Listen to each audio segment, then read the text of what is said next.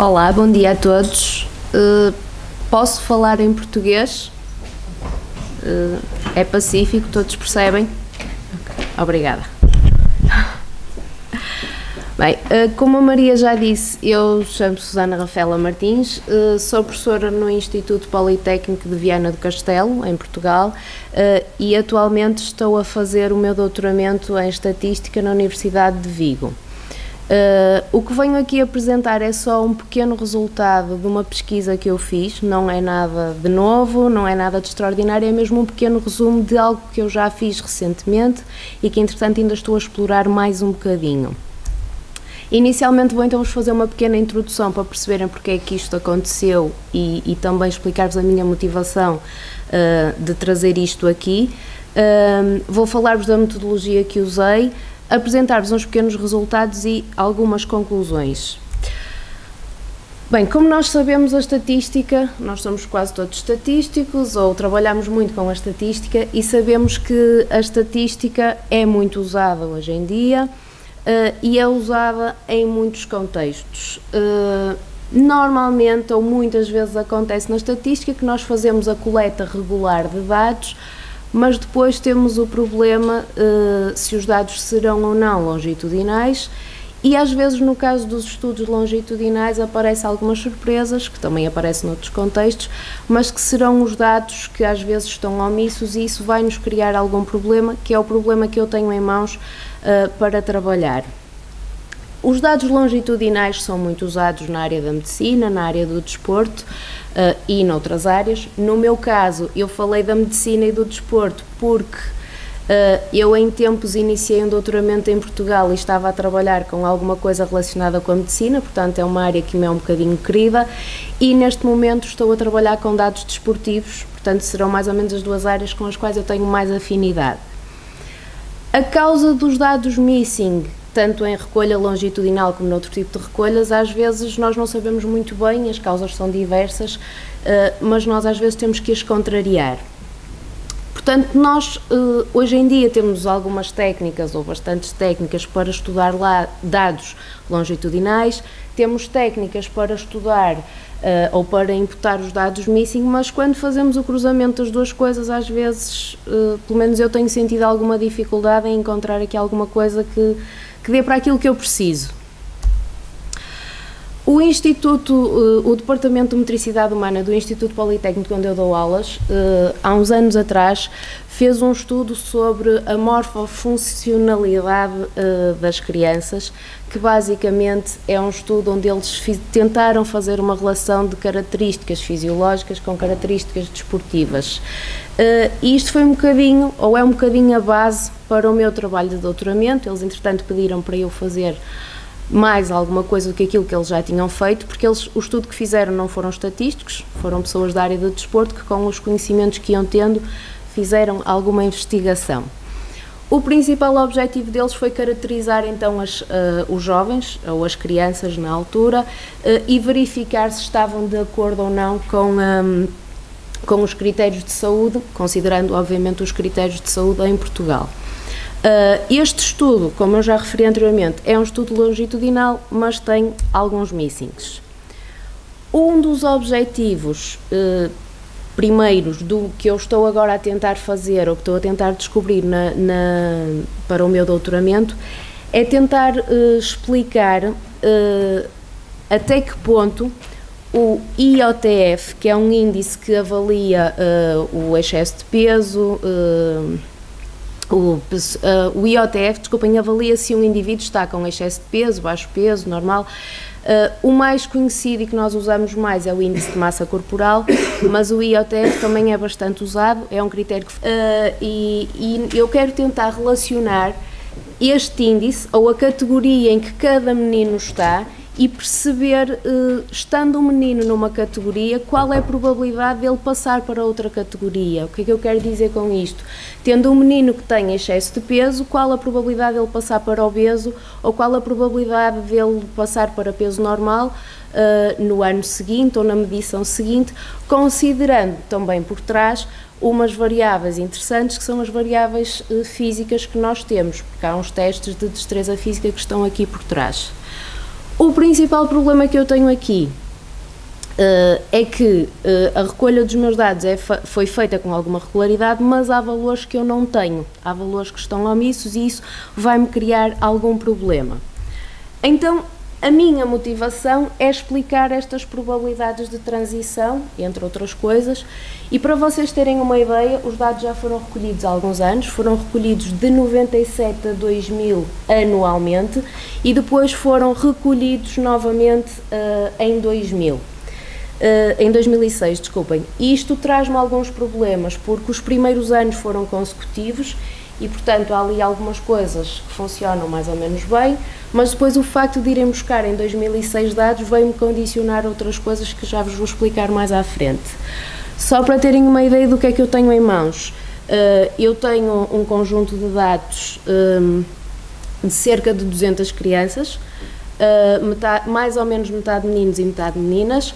A nível das variáveis, as principais variáveis morfológicas que temos, tenho o peso, tenho a altura, que me permitiram calcular o índice de massa corporal, tenho então o IOTF, ou o tal índice de Cole, tenho o volume, sim, podemos dizer, o volume de gordura que os meninos têm em determinada parte do corpo, que me permite depois calcular aqui uma medida que chamamos a gordura, a percentagem de gordura.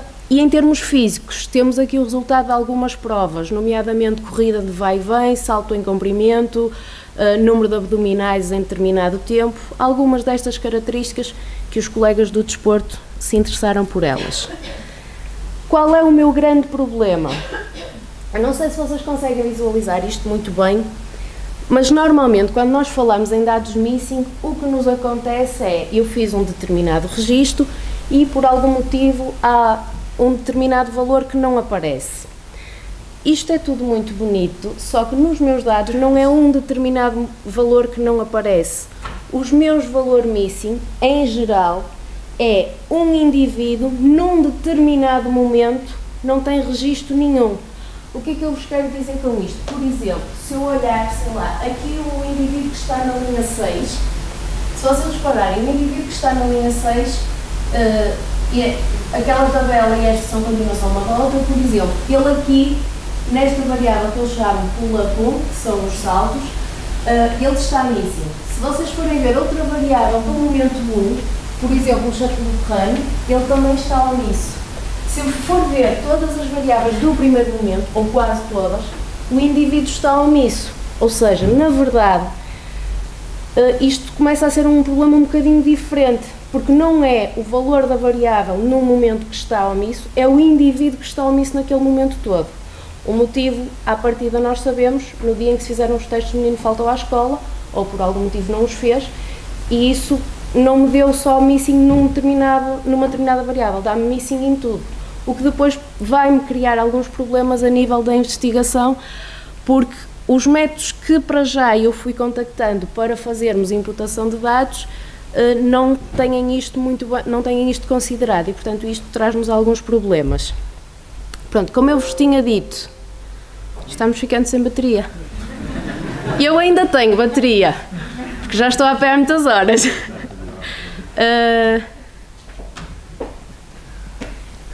Eu posso continuar, que não me importa. Como vos disse, eu tenho cerca de 200 crianças e depois o que é que eu andei a fazer? Acho que carreguei em OK, fiz asneira.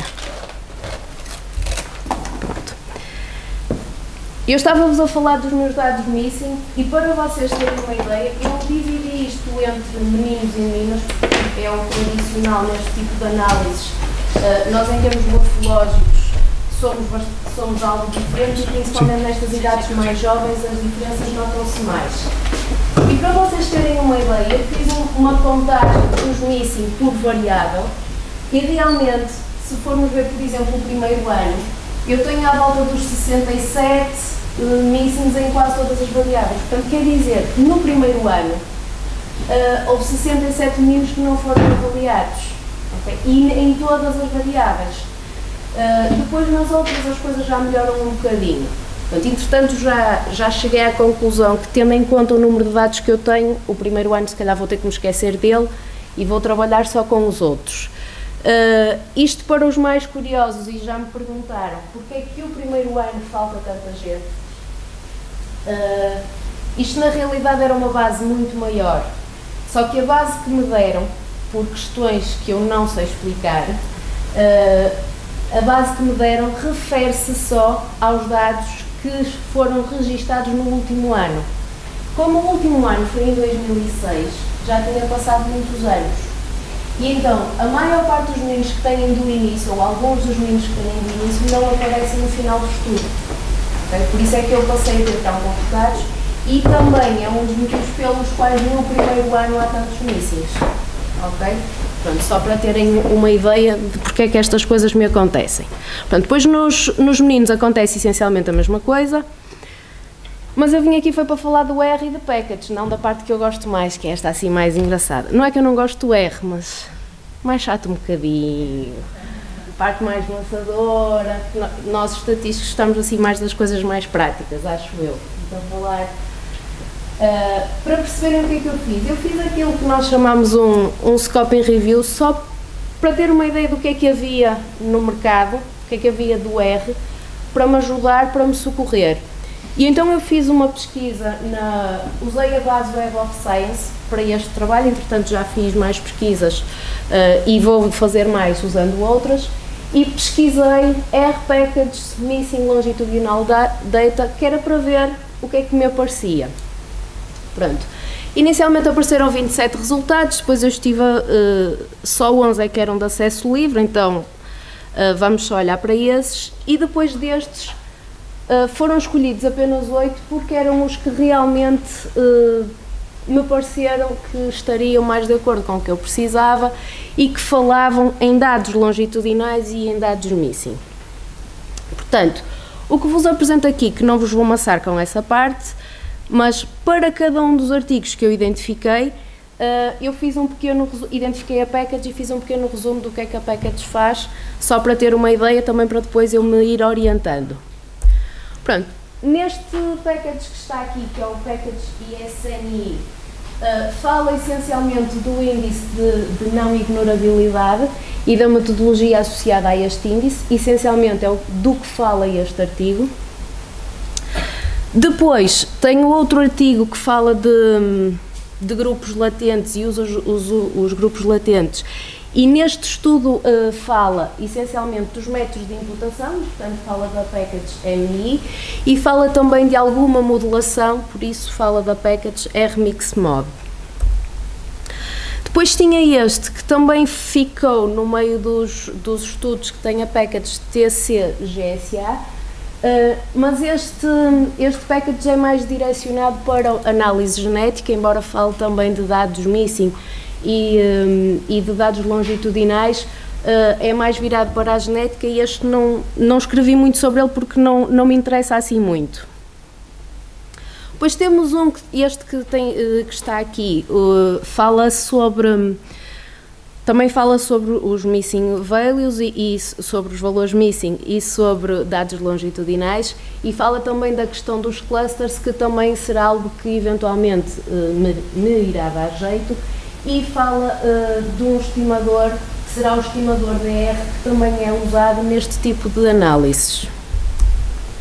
Depois este outro artigo fala da mesma package, que também tem algum interesse, e volta a falar do estimador DR e também usa a regressão logística.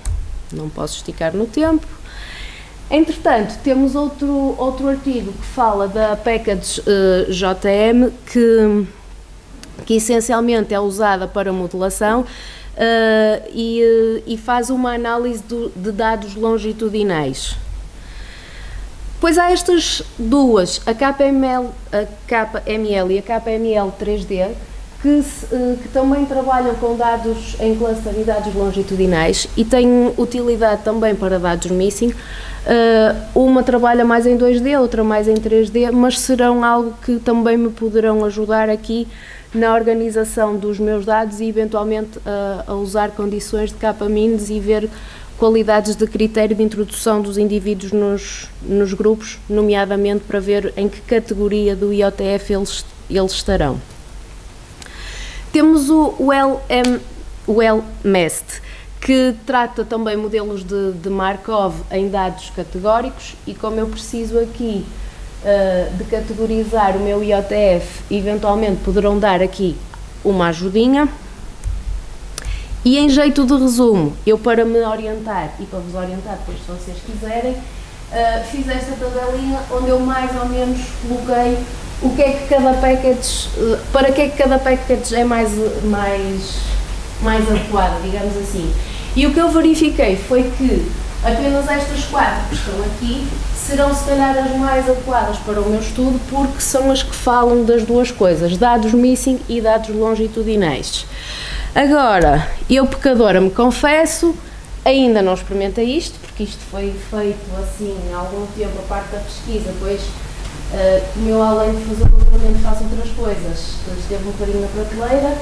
Falta-me testar estas packages e ver o que é que posso fazer com elas, falta-me pesquisar mais packages e ver as utilidades delas, e tenho como um objetivo fazer uma espécie de guião das packages realmente para que é que cada uma delas poderá ser mais indicada dentro disto que eu estou a pesquisar.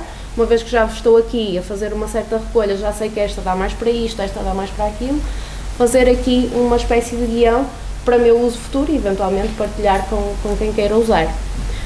E nada mais a dizer, muito obrigada pela atenção, tenho aqui as minhas referências que são os artigos, obrigada por me terem deixado de estar cá, apesar de eu estar com muito sono, mas isso são pormenores, e portanto, não sei se querem perguntar alguma coisa, ou partilhar alguma da vossa experiência e fazer críticas ao meu trabalho.